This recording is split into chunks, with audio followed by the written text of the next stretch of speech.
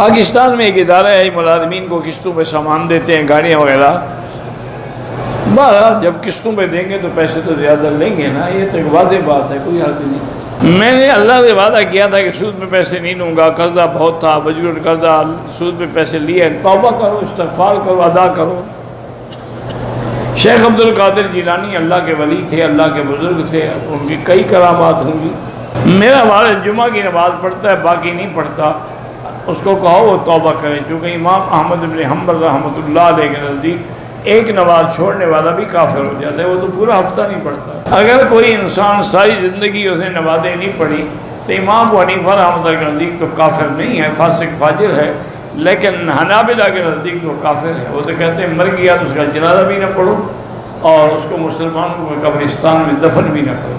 نماز بھی پڑھتا ہے، صبح کو سورہ یاسین بھی، پھر بھی اداس رہتا ہوں. کیا وجہ ہے؟ اللہ عالم. اللہ کے ہاتھ میں. یہی پڑھا کرو لا الہ الا انت سبحانک انی کنت من الظالمین، تو اللہ غم سے نجات دیں گے. میں نے ایک موبائل فروخت کیا، دکاندار نے چیک کیا، خرید لیا، لیکن اس میں ایک نقص تھا جو میں نے نہیں بتایا، تو پھر یہ بے حرام ہے. آپ کو چاہیے تھا کہ نقص اس پر ظاہر کرتا، آپ نے دھوکہ دیا. میں بائک میں ہوا بھرتا ہوں، دکاندار بھی دیکھ رہا ہوتا ہے، میں ان کو پیسے نہیں دیتا، تو اس نے اجازت دی ہوئی ہوگی. اگر اجازت نہ ہو تو پکڑ نہ لے تمہیں. بعض لوگوں نے اپنے دکانوں کو چلانے کے لیے ایسی رعایات رکھی ہوئی ہیں کہ لوگ فائدہ اٹھا لیں. جیسے پیٹرول پمپ پہ آپ پیٹرول ڈلواتے ہیں تو بعد میں ہوا شوا بھروانی ہو، بیٹری کا پانی چیک کرنا، وہ مفت میں مل جاتا ہے. آج کل تو وہ ٹیشو کے ڈبے بھی ساتھ دے دیتے ہیں.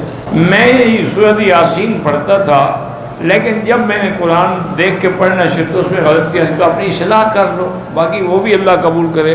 قبر میں نیک انسانوں کے لیے کھڑکی کھول دی جاتی ہے، ان کو سامنے نظر آتی ہے جنتیاں.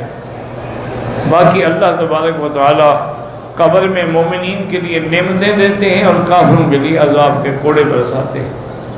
دونوں چیزیں ملتی ہیں. نماز کے دوران اگر موبائل پہ کال آئے، پہلے تو آپ بند رکھا کریں، سائلنٹ پہ رکھا کریں، ورنہ اس کو نماز میں نکال کے دیکھنا منع ہے، نماز نہیں ہوگی، مکروہ ہو جائے گی. ہم آج تک حساب لگا کر زکوٰۃ نہیں دیتے تھے، دیتے تو تھے لیکن حساب نہیں کرتے تھے.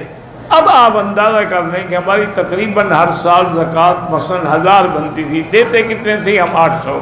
تو جتنی کم دی ہے وہ دے دو. کوئی آدمی 6 ماہ یا سال کے ادھار میں پیسے زیادہ لیتا ہے، یہ سود ہے. یہی تو سود ہے کہ 1000 دو اور 6 مہینے کے بعد 1500 لو. میں اپنی ڈیوٹی پر نہیں جاتا ہوں لیکن تنخواہ لیتا ہوں، خالص حرام ہے الحمدللہ. جس کے حرام ہونے میں شبہ ہی کوئی نہیں کہ بغیر ڈیوٹی کے پیسے لیتے ہو. دل میں بہت زیادہ وسوسے آتے ہیں، لا حول زیادہ پڑھا کرو، لا حول ولا قوت الا باللہ العلی العظیم.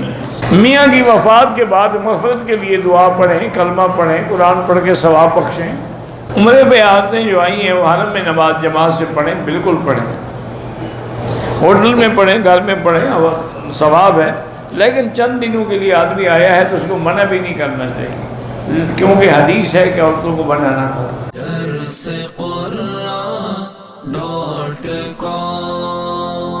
www.darsequran.com